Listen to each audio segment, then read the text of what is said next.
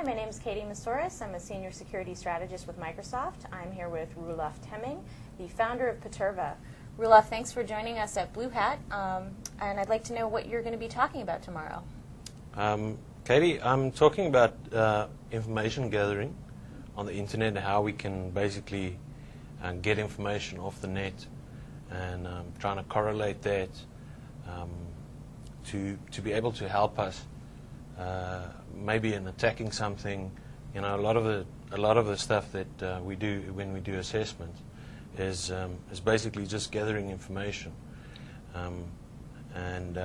What I found is that a lot of the pieces of information basically connect together, and if you can draw a picture of that, it really helps to understand where weaknesses might be, that kind of thing. Now, also, I have a second part of the presentation that is that's about identity on the internet, the lack of identity on the internet, and you know, if we can have something like creating virtual communities of people that really doesn't exist, but that is basically just a computer program that acts like a human and therefore have kind of human behavior. We can do a lot of interesting things with that, like influence other people and influence the economy, maybe even by getting people to do something that we want to do. So you're talking about, creating false human identities to influence maybe stock prices or elections, or what other kinds of things are you talking about? Well, I mean, if you just look at things like if we start off with something that is really technically easy to manipulate, like a counter. You know, I remember in the 80s we used to have these counters at the bottom of the web pages. So many people coming to my web page.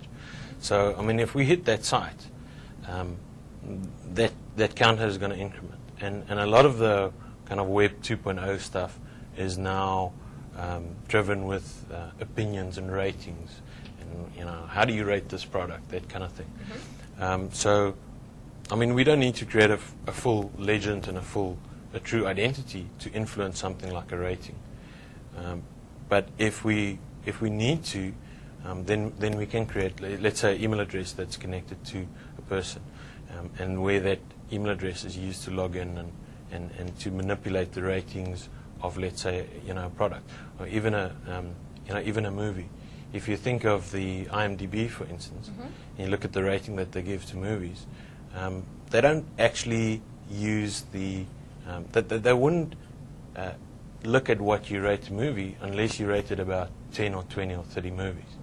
So what we need to do is we need to create a behavior to basically rate a couple of movies, browse around, look for this, and then once we get to the stage where we have virtually rated, let's say, 20 or 30 movies, then we can start really influencing what the rating of a movie might be. This is just, on the IMDb, and this is just a way that they protect themselves against bots, is to say, we're going to have a look and see what your behavior on the system looks like.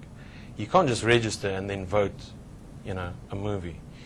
You have to show human behavior. And I'm thinking that kind of human behavior can be programmed, so that we can really have something that looks to the system as if it was a human with a different email address and a name and all of that. If you take that to the limit, those are things that are kind of technically easy. So we're fooling a system, right? Where it becomes interesting is if you want to fool other people. So now I'm talking about, can we develop something that, for instance, comments on blogs? So we have a blog over here, and we want to create a flock of virtual people to comment on that blog and have negative comments and say, well, I think this is nonsense and blah, blah, blah, and so forth and so on, and do that in an automated fashion. Because if we can start doing that, then we really have the ability to influence public opinion. Right? So yeah, it starts off with something as simple as a counter. It gets in the middle of things like ratings and the systems that are trying to prevent things like click fraud is really interesting. I mean, you can think of how they can do this. They say, well, you cannot be rating products for 24 hours a day. There's nobody. Everybody has to sleep at some stage. So if I see a certain identity, and that would be like, let's say, a cookie that's connected to that, clicking on something, click, click, click, click, click, for 24 hours in one time, then I can basically say that is a program, right?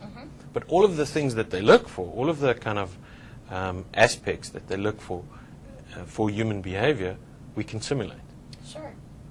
So I mean, we can say this particular identity of mine is going to go through a proxy. That proxy, the IP address will be located in a specific country, and so the behavior of that person would be that it follows daylight, the hours of daylight within that particular country, because it's coming off an IP address that we know is within that particular country. So most of the things we can simulate. So it seems very simple to manipulate, a lot of these automated systems that look for, the presence of human or not human, right? So how is it different when you're actually trying to manipulate other people? Well, of course, this weekend was I don't know if they do it annually, but it was the Turing test competition. And I mean, it's all about that. It's all about saying, well, if I can convince someone that I'm human, then of course, while I can influence them. On blogs and things like that, it's a lot easier because it's not an interactive thing. It's not like you asking me a question and I have to respond immediately. I can simply put something out there. And so it's a lot more difficult to influence people, obviously. But because it's maybe not always interactive, it becomes a little bit easier to do that.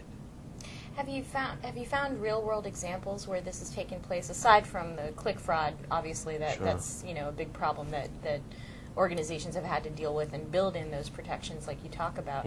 But have you noticed any examples of this happening in the real world? Well, I mean, of course, you have all of these spam bots that send out ads to blogs. They just basically post blogs in there, advertising whatever, everything from all sorts of interesting stuff. But other than that, I haven't really seen it. I've heard rumors that, for instance, for some of the social networks, let's say a studio is launching a new movie or something like that, and then they have an identity on one of these social networks, and that they actually paid people to send friends to become friends of that movie identity, and that you can order it. You can go, well, I want 10,000 friends, to be to basically promote the movie and to promote whatever it is that you want to promote. I mean, the problem with this really is that in terms of researching this and to see if it's possible to do it, there's no real. You can never find a benefit for this other than a malicious benefit, right? So to do this as a proof of concept is really tough, and I haven't done that. I haven't been. I haven't built a piece of code that actually goes and registers these identities and trying to break the CAPTCHAs and all of those things, because I mean, technically the CAPTCHA is there to make sure that these things aren't automated. But I think there's a huge potential for malicious people to basically start looking into this and refining that kind of behavior so that it doesn't get picked up. Your problem always with this is if one of these bots of yours can be profiled and can be picked up, then of course all we need to do is within the system is search for the same profile. Right. And then we find all of the bots that's there. So there's a big reason not to see if you can hide and not be detected of one of the instances of this bot. And there's a lot more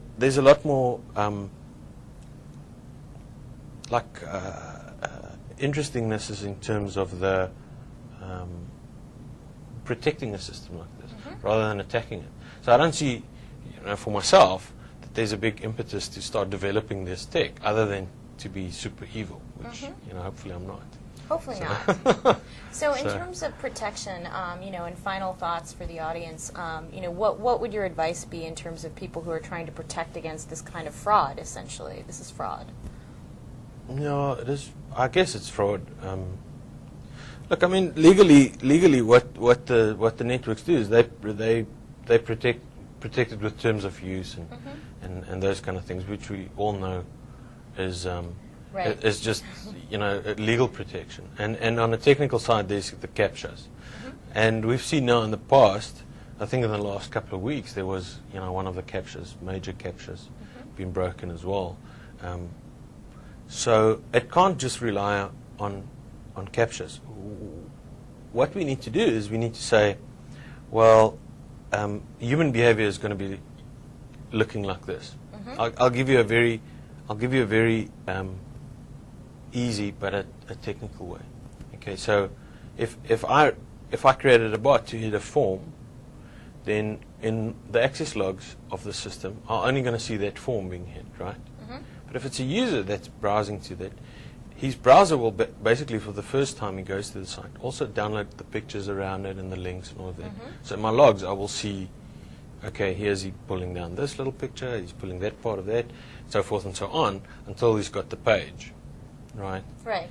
Now, if he's a bot, he's not going to pull down all of those pictures. No, he's just going to keep submitting the same form data Exactly. over and over. Yeah. Right. So that's just kind of profiling. That's a very easy and simple example of just profiling how we can detect if something is human. If you see, for instance, someone supplying these or hitting this form, basically submitting this form in a 24-hour period of time, that's got to be that's got to be a bot, because we all got to go to bed at some stage and go sleep.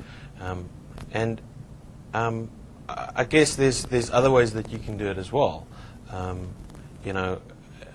If you look at IP addresses, maybe there's a way that you can say, well, this guy cannot travel so fast that in one instance he can come from an IP address that's located at this side of the world, and then 5 minutes later he's coming from an IP address that comes from that side of the world. There's just no way that it can travel that fast. Now, it could be that he's going via proxy and all of that. But if you start seeing that behavior over and over again, where the same entity or the same virtual entity is being hit from all sorts of different places, then that could be a problem. If we see guys coming off, let's say, Tor exit nodes, then of course it might be that he's really shy.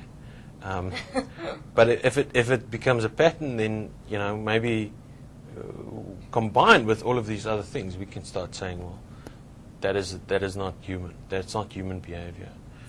And of course, all of these things can again be counteracted. So It's an arms race. yeah, it will be kind of an arms race, and it'll be interesting to see where it's going to end up. Absolutely. Well, thank you. That was really interesting, and I'm looking forward to seeing your talk tomorrow. Thanks So much for joining us. Thanks.